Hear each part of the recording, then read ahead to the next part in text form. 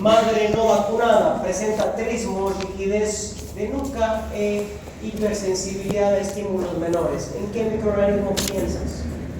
Clostridium tetani. ¿Sí? ¿Bien o mal? Y pongan bien o mal. ¿Cuál es la vía de transmisión? ¿Qué han puesto? Contaminación del cordón umbilical, transmisión vertical transplacentaria. Y la respuesta correcta es transmisión vertical transplacentaria.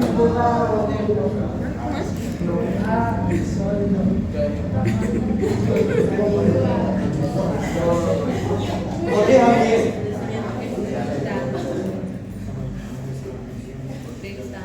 Es una vía que no hemos mencionado tan frecuente. ¿Cuál era la vía que hemos mencionado más?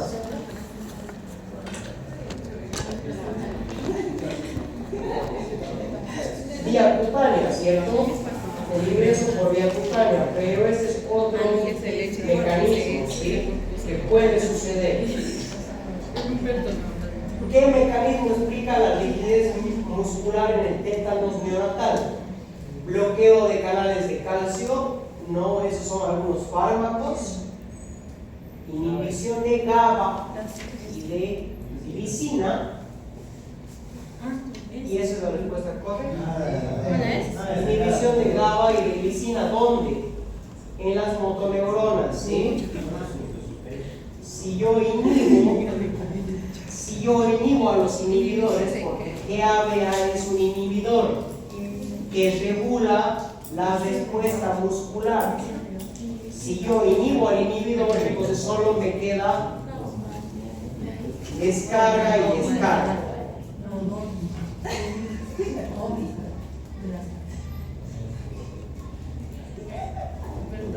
La activación de receptores nicotínicos. ¿Alguien sabe lo que son los receptores nicotínicos?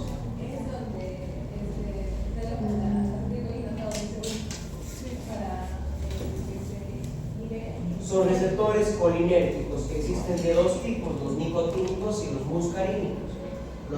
Los nicotínicos se encuentran en el músculo. Si yo bloqueo esos receptores, igual podría tener relajación muscular, o si los activo tengo contracción muscular, pero ese no es el mecanismo del tétanos, ¿sí? Y la estimulación colinérgica excesiva, no, porque no es estimulación del sistema autónomo, ¿sí? Es de los músculos somáticos, los músculos estriados. En la pregunta de cuál es la vía de transmisión, si es que han puesto contaminación del cordón umbilical, también puede.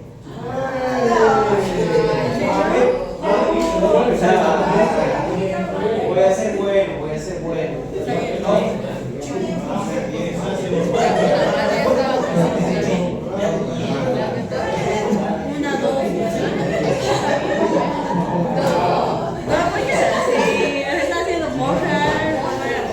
¿Cuál es su examen? Yo sabía que bien que confiésemos.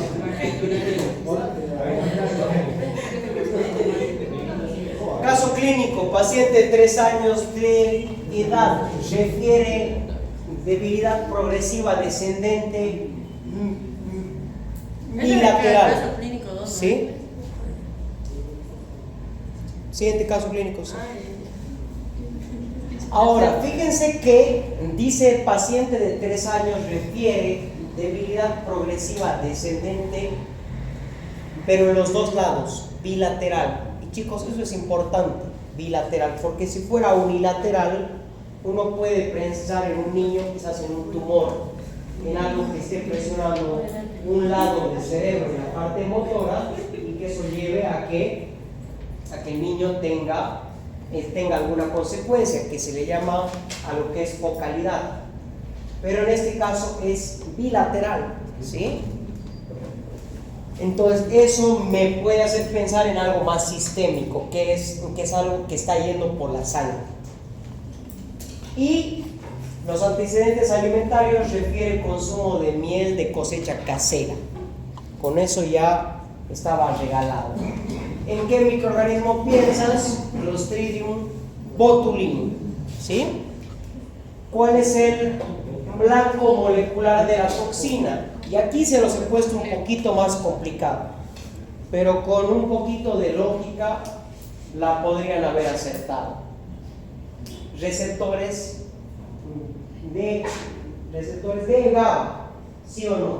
Nada que ver, ahí actuaba ¿qué?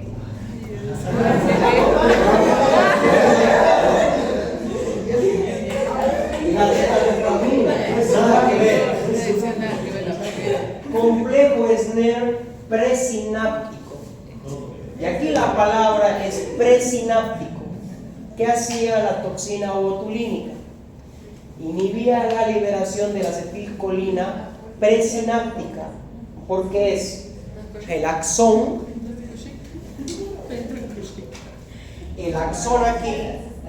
aquí están las vesículas y aquí es donde se bloquea. Aquí se da la sinapsis con el músculo, bloqueo presináptico, y ese complejo molecular se llama SNER. Esa es la respuesta correcta. Bombas de protones. Las bombas de protones están en muchos lugares, en el músculo no tanto, ¿sí? Bombas de protones son las bombas de hidrógeno. Los inhibidores de las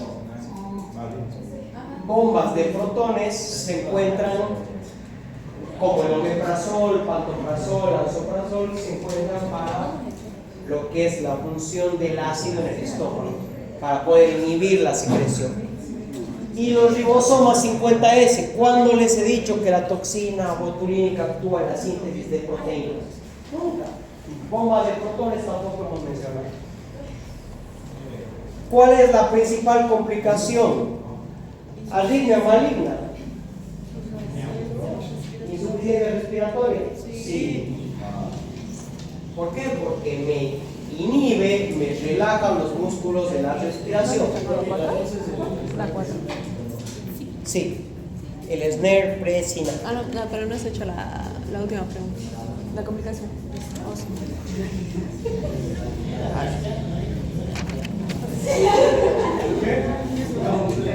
Siguiente. Mujer de 30 años acude tras comer en el restaurante un plato de tartar. A las 10 horas presenta dolor abdominal tipo cólico y diarrea acuosa intensa sin fiebre. Se denota en cultivo bacilos gram positivos anaerobios. ¿En qué microorganismo piensas? Clostridium perfect. Es la buena. Clostridium botulinum. Nada que ver. Clostridium difficile podría haber sido Clostridium difficile, pero ¿por qué no? Porque Clostridium difficile se haya asociado al uso de antibióticos. Aquí yo no menciono antibióticos, menciono lo que es una intoxicación alimentaria, ¿sí? Y el Clostridium perfringens les he dicho que puede producir intoxicación alimentaria. Uno puede ingerir las toxinas. ¿Qué toxina produce síntomas? Bueno, ¿cuál es el principal factor predisponente? Las carnes mal cocidas, obviamente. ¿Cuál es la toxina que produce síntomas? Enterotoxina. Esa es la respuesta correcta. Una toxina que va justamente a las células entéricas. ¿Sí? Neurotoxina. Nada que ver. Neurotoxina es la citaloplasmina o la toxina botulínica. Lecitinasa. ¿Alguien me puede decir qué es la lecitinasa?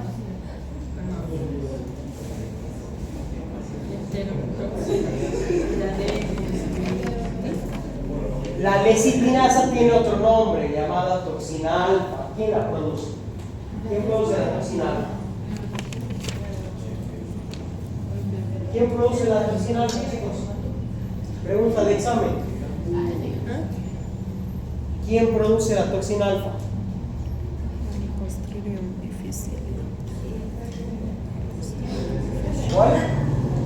¿Cuál? El mismo, yo soy un verde, pero la lecitinasa se asocia a qué cuadro? Al que les demostré en clase, a la gangrena gaseosa. ¿Sí? Pero en este caso es simplemente por una enterotoxina. ¿Y qué otras enfermedades causa esta bacteria? ¿Meningitis? No. ¿Quién causa meningitis? El estreptococo pneumoniae, la listeria monocytosis. El impétigo es causado por el estreptococo pneumoniae. Neumonía, tampoco. La respuesta correcta era endometriosis. Puede ser que los fértiles causa 4 cuadros clínicos: celulitis, endometritis, intoxicación alimentaria, el caso clínico de ahí, y la gangrena gaseosa.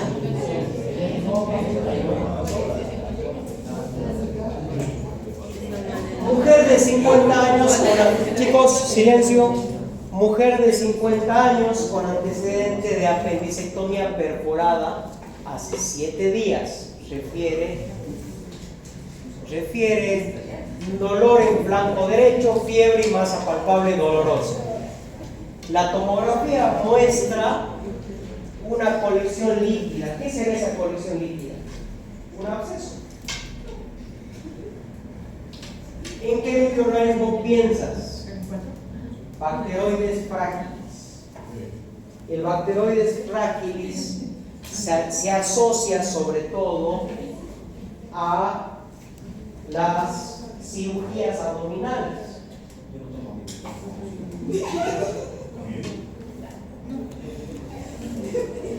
Escherichia coli podría ser, pero el que más se asocia es el Clostridium. No, perdón, es el Bacillus fragilis, perdón, el Bacteroides fragilis, y estoy desenfocado. ¿Qué factor de virulencia facilita la formación de abscesos? ¿Factor de patogenicidad o factor de virulencia? Su cápsula. Aquí les podría haber puesto, y puede ser que pongan en el examen, se observa en el microscopio un bacilo gram negativo. Acuérdense de que bacteroides es bacilo gram negativo. ¿Cuál es el factor? La cápsula, ¿sí? Toxina botulínica, nada que ver. Lecitinasa, lo produce el Clostridium perfringens. Fimbrias P, nada que ver, ¿sí? La correcta es la cápsula. ¿Cuál es el factor importante de resistencia bacteriana? Lo hemos mencionado. ¿Por qué no es tan frágil? ¿Modificación de PBPs? No. Beta-lactamasas. La producción de las beta-lactamasas es la respuesta correcta. Bombas de flujo, no. Y cápsula no es un mecanismo de resistencia antibiótica. ¿Sí?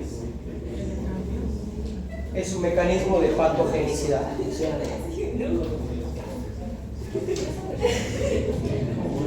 Paciente mujer de 74 años hospitalizada por neumonía, tratada con ceftriaxona y clindamicina. A los 5 días desarrolla diarrea acuosa, dolor abdominal y fiebre. ¿En qué microorganismo piensas? Clostridium difficile. ¿Cuál es el principal factor predisponente en esta infección? El uso reciente de antibióticos. Los antibióticos que mueven la flora bacteriana normal. ¿Sí? ¿Cuáles son las toxinas que produce? Toxinas A y toxinas B. La toxina A tiene que saber para qué sirve, es una enterotoxina que causa diarrea, y la B es una citotoxina que lesiona las células y produce la colitis. ¿Qué complicación grave puede aparecer? Chicos, si es una bacteria que me causa colitis, me da colon, tóxico, ¿cómo pues meningitis? Nada que ver.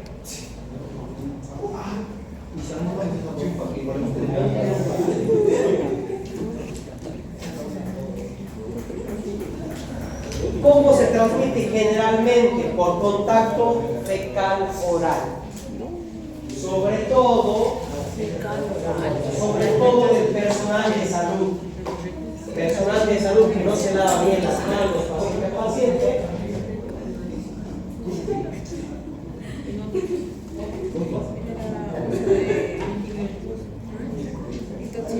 ¿Qué significa que una bacteria sea anaerobia? ¿Necesita oxígeno para crecer? Nada que ver. No necesita oxígeno para crecer.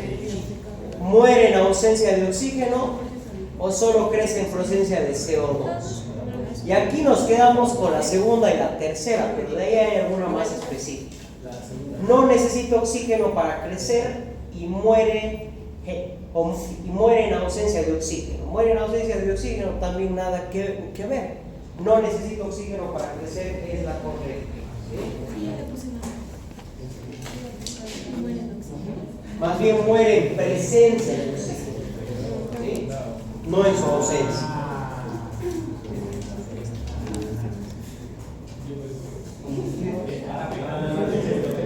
¿En qué parte del cuerpo humano es comensal habitual el bacteroides prácticos? Necesita oxígeno para crecer. Forma parte de la flora intestinal. No, perdón. ¿Sí? No necesita oxígeno.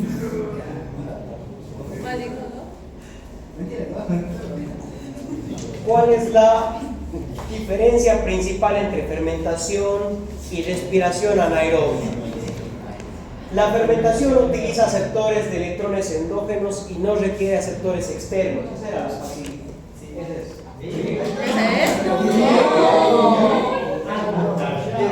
Esa es, ¿no?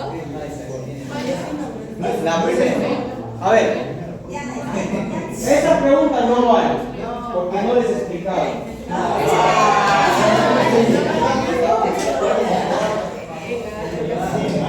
Los que le han achuntado por suerte, ¿saben? Sí. Que no valga. Bueno, a ver, ¿por qué pues esa pregunta? Para poder explicarles un poquito de las diferencias entre fermentación y respiración anaerobia, ¿sí? La respiración anaerobia utiliza oxígeno como aceptor final. No. La respiración anaerobia y la fermentación no utilizan oxígeno. Las dos. Solo que la fermentación ocurre en el citosol. Genera solamente entre dos moléculas de ATP por una molécula de glucosa, y sucede más que todo en las bacterias anaerobias estrictas, bacterias que no pueden utilizar ningún otro tipo de lo que es origen del ATP, ¿sí? ¿Por qué es importante saber entre las fermentadoras y entre las que utilizan respiración anaerobia?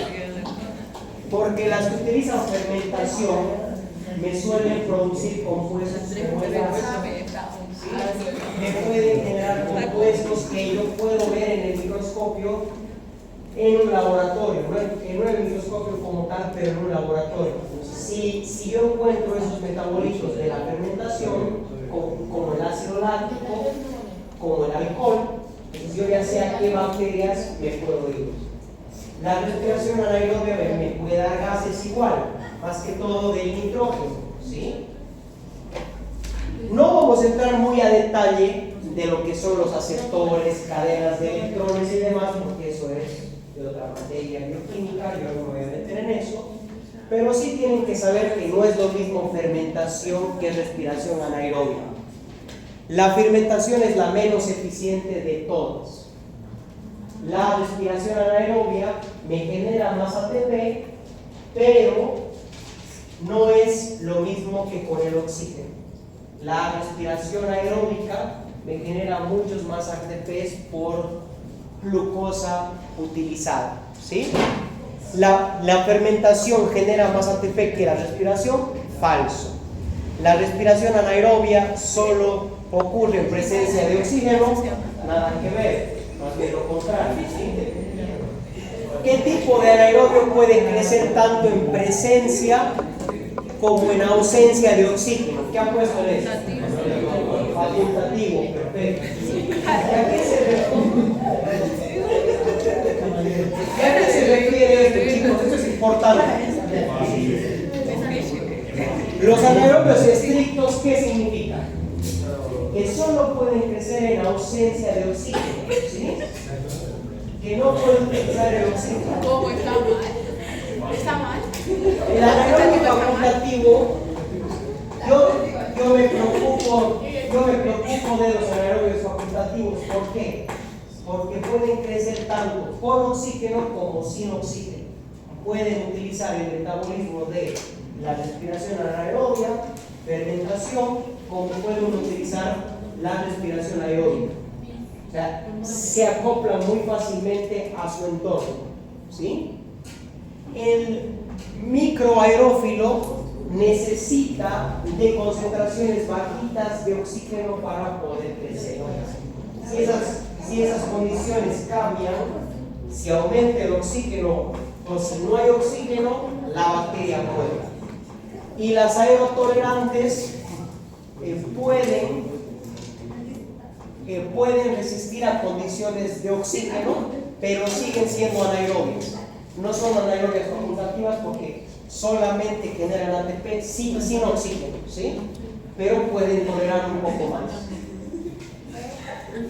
Eso es importante para que sepan la definición, porque vamos a hablar del tipo de metabolismo. Este es anaerobio, pero ¿qué tipo? Facultativa, microaerófila, es aerotolerante. Vamos a ir fijándonos en eso, lo que es en las siguientes bacterias, ¿sí? Es algo que lo tienen que saber. Y por último, ¿cuál de las siguientes enzimas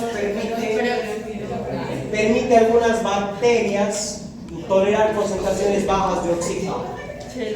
La respuesta correcta, superóxido dismutasa.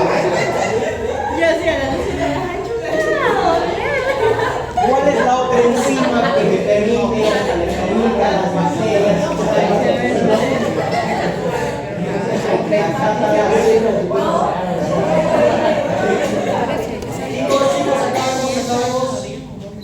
La superóxido dismutasa lo que hace es la degradación de los radicales del oxígeno para que no le hagan lesión a las células anaerobias, a las bacterias anaerobias. La catalasa también, que no lo he mencionado ahí, pero si una bacteria presenta superóxido dismutasa y la catalasa, son un mecanismo de defensa contra el oxígeno. ¿Qué significa? Que pueden tolerar el oxígeno de mejor manera. ¿Siguen siendo anaerobias? Sí, pero no toleran mejor el oxígeno. ¿Y eso qué significa? Que son más patogénicas, que se pueden adecuar más a ciertos lugares en los que sí hay oxígeno. Pero esas enzimas, ¿qué hacen? Rompen el oxígeno y con eso no hay problema, ¿sí? La respuesta correcta, superóxido dismutasa. Sumen por favor cuánto tiene cada persona.